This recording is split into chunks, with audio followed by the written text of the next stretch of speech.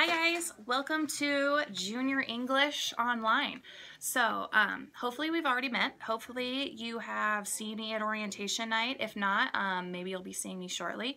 So I'm your teacher, I'm Miss Chronister, and I'm here to help you through this. I know online classes can be challenging and they can be confusing sometimes, and I don't want you to feel that way. So if you're feeling like that, text me through the Remind or send me an email or call me during office hours or come visit me at U-High. I'm here to help you guys, all right? I don't want you to feel overwhelmed or confused or frustrated, so I'm here to help, all right? So I will every week post announcements, and in those announcements I'm going to put all of your assignments, so you can literally copy and paste the announcements, answer your questions in there, and email them back to me. I know for the English, if you're doing other online classes, the way to submit assignments in those classes is a little bit easier than the English class. So in the springboard activities that we use in the English class, you can't type on those documents and submit them. So it's a little bit frustrating, it's a little bit challenging. So what I do to make that easier is I put all of your assignments in the announcements. You're only required to do what's in the announcements. Oftentimes on the springboard activities, you will see questions that I don't need you to answer. I don't want you to answer every single thing on there. So make sure you just do what I have in the announcements. You can copy and paste this into a Word document and email it to me, or submit it into where you submit your classroom work on Blackboard, and that should hopefully make things a lot easier and a lot more understandable. All right, so first things first, this is just a formality assignment in activity 1.1. Make sure you're following along on our course guides. This you can find the syllabus and course schedule on the Blackboard site. So we're going to do the week 1 assignments this week. First thing you need to do is the plagiarism assignment. It's easy, just write me that little letter. I've got a format for you there, just follow that format. Basically you're promising not to copy anybody or copy any sources, all right? Then on activity 1.1, you will see how it says Unpacking Embedded Assessment 1. So the way the English class is set up is we do a few weeks of a unit and then we have an end of unit assessment. So this first few weeks we are going to be working on what it means to be an American, because in week 4, your end of unit assessment is going to be to write a definition essay on what it means to be an American. So you'll notice all these assignments these first few weeks talk about what it means to be an American to get you thinking about your definition essay that you'll write in week 4. Okay, so all the assignments are kind of geared toward that. And for this 1.1 Unpacking Embedded Assessment assignment, I want you to answer these 2 questions. How do writers use strategies of definition to define a concept? So how do people define something? And then what is the American dream? Answer those 2 questions. I've got them in the assignment. Then you are going to create, or you're going to fill in this graphic organizer that I have. So I want you to think about that definition essay that you're going to have to write in a few weeks. What do you need to know? In order to write a definition essay about being an American, what do you need to know? Do you need to know, like, different examples of what it means to be American, other people's opinion on what it means to be an American, different perspectives from different people? And then in the right-hand column of that graphic organizer, I want you to write down what skills you need to have in order to write a definition essay on what it means to be an American. So, do you need to know how to format an essay? Do you need to know how to quote something? Do you need to know how to cite different articles in the same essay? So write down what skills you need to have, all right? That's easy. It's just kind of getting you thinking about your definition essay and what you're going to have to do. All right. Activity 1.2 is when your main assignments start for this week. So we're going to work on defining words, ideas, or concepts. There's different ways to define something. So you can define something using a synonym. So you can define one word by using another word that's similar. You can define something with a formal definition, like a dictionary definition. Or you can define something with extended definitions where you give examples or functions of that word or classifications of that word or negations, like you tell me what it's not. So if I'm trying to define responsibility, what it means to be responsible, I might give you examples of what it means to be responsible. Like it means doing your work on time. It means asking for your teacher for help when you don't understand something. Or I could use negation, like being responsible means you do not play on your cell phone when you should be doing your assignment. All right, so there's different ways to define stuff. We are going to look particularly at exemplification when you give examples. So here's your job for assignment 1.2. You are going to read that article by John McCain. It's called A Cause Greater Than Self. It's in your 1.2 Springboard assignment. So pull up that 1.2 Springboard PDF, read John McCain's article, and I want you to pay particular attention to what he's saying it means to be a patriot. According to John McCain, what does it mean to be a patriot? All right? Because after you're done reading that article, you're going to write me a paragraph. So here's your job.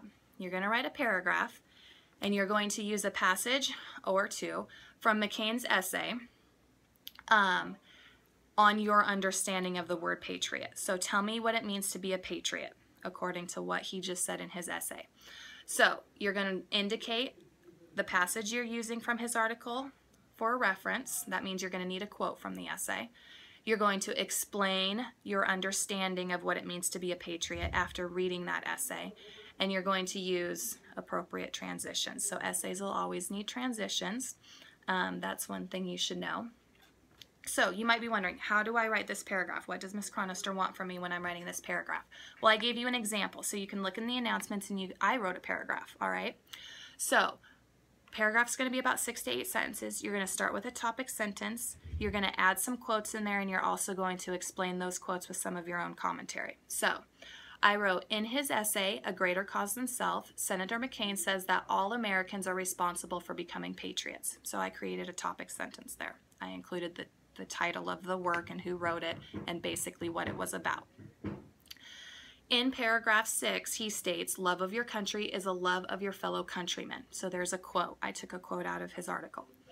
In other words, if a person loves his country, evidence of that love will be seen in how he treats others. One could not treat their neighbor, teacher, waitress, or sales clerk poorly and say he's a patriot.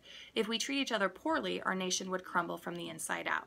So I had a quote, and then I put in my own commentary with some of my own examples like negation and elaboration to define what it means to be a patriot based on that quote.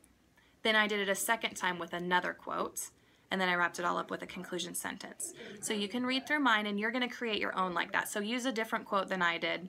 Don't steal my quotes.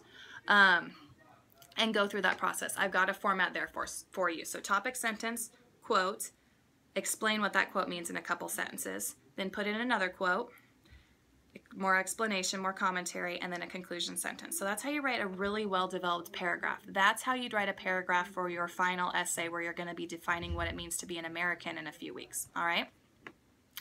Now, activity 1.3. So pull up your Springboard activity 1.3. It's called American's Promise. You're going to look at 3 things. There's a picture, there's a poem, and there's an article, like a speech in there. So you're going to look at all 3 of those. I want you to look at the picture. There's a couple questions there. I just want you to think about these questions as you're looking at the picture, because I don't want you to just look at the picture and go, yeah, I looked at the picture. So look at the picture and do some thinking, okay? So it's a picture of the immigrants coming to America. They're on a boat and they see the Statue of Liberty. What point is the source trying to convey? What is the point of this picture? What are they trying to tell us? What is the source of the picture? And why is that source important? So who took this picture? Who's this picture from? And then why might the date of the source be important? So think about the date. Why is that date important? All right. Then you're going to read the poem. I really liked the poem. And then read that article or that speech. So now your job is after you've looked at those 3 sources, now you're going to write me a little mini essay. So this essay is going to be 4 paragraphs long. All right. But you can do this. Just take it step by step, and I'm here if you need me. So you're going to write a well-developed, it should say essay here. Sorry, I just noticed a typo. So you're going to write a well-developed essay using details from the illustration, the speech, and the poem to define the promise of America for those who come to the United States. So your job in this essay is to tell me what the promise is to people who are coming to America. That's your goal. You're going to use the definition strategy of exemplification. So be thinking of examples of that promise. So give me examples of the promise that people have when they come to America. So make sure you have a clear thesis statement. That's going to be in your intro paragraph. That thesis statement basically tells me what the promise is. Then you're going to look at those, the picture, the poem and the speech or the article, and give me relevant details from those that you're going to put your commentary in to explain what that promise is. Okay? So it's going to be multiple paragraphs, remember, and I've got a format for you. So first I want you to start with an introduction. Basically in that introduction, you're going to define what the promise to those who come to America is. All right? It can be just like 3 sentences. Then you're going to have at least 2 body paragraphs. I want you to pick 2 of those sources. So you saw 3. Maybe pick the poem. And then you're going to have a topic sentence where you introduce what the poem was about. And then I want you to pick a quote from the poem and then elaborate on that quote, telling me how that shows what a promise people have when they come to America. And then wrap it up with a conclusion. All right, so the same format we used for the John McCain essay on what it meant to be a patriot, you're going to use that same format. Topic sentence, put a quote or a detail from the picture or a line from the speech, and explain why that quote exemplifies the promise that people have when they come to America. All right, and then wrap them all up with a conclusion sentence. So intro, 2 body paragraphs, and then I want you to have a conclusion paragraph. In your conclusion paragraph, I want you to restate or reiterate what the promise is for people who come to America, and then put in some of your own words or wisdom, your own thoughts, your own aha thinking moments where you really got a great idea or a great, like, trying to think of the word, basically where you came to a better understanding of what the promise is that people have when they come here. Why would people want to come here? Why is it such a powerful thing to come to America? All right? So 1.1 through 1.3 springboard activities, all right? That's week 1. As always, I'm here if you need me, okay? So don't hesitate to give me a holler, and I will be here to help you. I want us all to get started off on the right foot here and get going, all right? So I'll talk to you guys next week. Take care.